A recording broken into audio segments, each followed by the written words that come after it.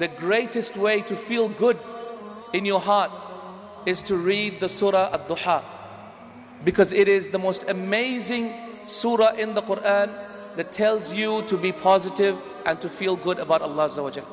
Shall I tell you the meaning of Dhuha in a way that perhaps you have not heard before? Surah Ad-Dhuha was revealed at a time when the Prophet ﷺ did not receive the revelation from Allah subhanahu wa ta'ala for 6 months. For 6 months the Prophet ﷺ did not receive any revelation from Allah. Jibreel didn't come down, he didn't see a dream. You know, there was a time when I used to see a lot of good dreams. And then these days when I'm busy with Mercy Mission, I'm so tired, my brain is so tired, I actually don't see dreams. Sometimes I don't feel like my salawat, my ibadat is actually making an impact on my heart and on my life. So I feel quite disconnected from Allah Azza wa Jal. Do you get that feeling sometimes, guys? Brothers, sisters? Yes? Sometimes you feel like it's not affecting me. It's like Allah is not responding to me. He's not talking to me. I don't see good dreams anymore. I don't get the shiver down my spine anymore. I'm not feeling the pleasure anymore. What's going on? In the same way, for 6 months the Prophet ﷺ did not receive any revelation from Jibreel coming down all the way to a dream or nothing at all for 6 months. And so the Prophet ﷺ thought that Allah subhanahu wa ta'ala hates him. He thought Allah subhanahu wa ta'ala does not want him as a Nabi anymore. So all these thoughts were coming in his mind. Isn't that right? When we start thinking the same, some of us start thinking, oh my God, Allah must hate me. Look at my life. Allah must really not want me. Look at the situations, my circumstances. I must be a wretched, downtrodden human being. Allah doesn't care anything at all. Allah mustn't even care about my dua. Sometimes these thoughts come to your mind. This is how the Prophet ﷺ was when this surah was revealed. So what did Allah say? Allah said, Wad-Dhuha, by the sun and the morning in its blazing glory. Wad-Dhuha. So first thing that you tell someone who's depressed, wake up, see the sunlight. It's not all doomsday. It's not all doom and gloom. There's a beautiful sun out there, beautiful light. Wad-Dhuha, wal-layli idha saja, and by the night as it envelops. The second problem with people who are depressed is they stay up the nights. They go to sleep in the morning, they stay up at nights. So everything is doomy and gloomy. They have a bad sleep-wake pattern. وَاللَّيْلِ إِذَا سَجَى, and by the night as it gives comfort. مَا وَدَّعَكَ رَبُّكَ وَمَا قَلَى. Allah does not hate you, O Muhammad. Allah doesn't hate us. Allah doesn't hate you, Muhammad, nor has He forgotten you. In the same way, Ya Abdullah, Ya Amatallah, Allah doesn't hate you, and Allah has not forgotten you. مَا وَدَّعَكَ رَبُّكَ وَمَا قَلَى وَلَلْآخِرَةُ خَيْرٌ لَكَ مِنَ الْأُولَى. And indeed, the hereafter will be far better for you than this dunya. What is coming is going to be far better for you than what situation you're in now. وَلَلْآخِرَةُ خَيْرٌ لَكَ مِنَ الْأُولَى وَلَسَوْفَ يُعْتِيكَ رَبُّكَ فَتَرْضَى. And very soon, Allah will give you a massive reward and He will make you happy. Very soon, O Muslimin, Allah will give us Jannah, inshallah, and make us happy. Very soon, Allah will give us a victory from all of this and make us happy. Very soon, وَلَسَوْفَ يُعْتِيكَ رَبُّكَ. Allah has promised this, and of a surety, very soon we'll go to Jannah, inshallah. Very soon.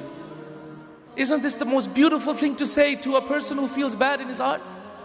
Then Allah gives him reasons to believe this. What does He say? أَلَمْ يَجِدْكَ يَتِيمًا فَآوَى.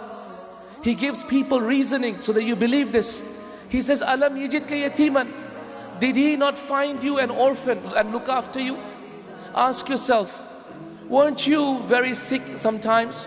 Weren't you a little boy and Allah looked after you? Weren't you a little girl, no one to care for you, and Allah looked after you? Alam yajidka yatiman fa'awa wa wajadaka dallan fahada. And we found you misguided. Did we guide you? Weren't we misguided, brothers and sisters, before we became practicing? I know I never used to pray myself. I never knew about my deen. Didn't Allah find me misguided and guide me? In the same way, weren't you misguided and Allah guide you? وَوَجَدَكَ عَائِلًا فَأَغْنَى. Didn't Allah subhanahu wa ta'ala find you poor, in need of wealth, and didn't Allah give you wealth? How many of us came to Australia, we never had any money? How many of us, but Allah subhanahu wa ta'ala had mercy on us, pity on us, and He made us wealthy? How many of us, Allah subhanahu wa ta'ala looked after us, when by Allah our families still are struggling back home? وَوَجَدَكَ عَائِلًا فَأَغْنَى. So Allah gives more and more reasoning to Rasulullah sallallahu alaihi wasallam and to us, reminding us again and again why you should believe everything else that Allah has said, His promises that will come true. So to the depressed person, this is the best way to reason, by telling him about the past and giving him reason to believe that Allah's promises will come true, just like it did in the past. Then Allah gives the antidote to depression. Do you know what it is? The depressed person is more concerned about himself. But the best way to remove depression and this feeling of being disconnected with Allah is to remember those people who are far, far in more difficulty than you. فَأَمَّا الْيَتِيمَ فَلَا تَقْهَرْ. Allah continues and says, and so the orphan, do not be hard on him. وَأَمَّا السَّائِلَ فَلَا تَنْهَرْ. And the one who asks you, do not say no to him. So Allah tells us to remember two types of people. The first is an orphan, the number two is a beggar. Remember the orphans, they have no one to look after. You have parents to look after you. You have family to look after you, somewhere to go home. The orphans have nobody. وَأَمَّا السَّائِلِ. The beggar, he has no food. He's asking you for food. He goes to sleep hungry every day. Allah has given you food. How many of us has ever gone to sleep hungry, subhanallah? So Allah tells us the antidote, which is to look at people below us. فَأَمَّا الْيَتِيمَ فَلَا تَقْهَرْ وَأَمَّا السَّائِلَ فَلَا تَنْهَرْ. And then the final way to remove this feeling of being disconnected from Allah, do you know what? وَأَمَّا بِنِعْمَةِ رَبِّكَ فَحَدِّثْ. And the blessings of your Lord enumerate.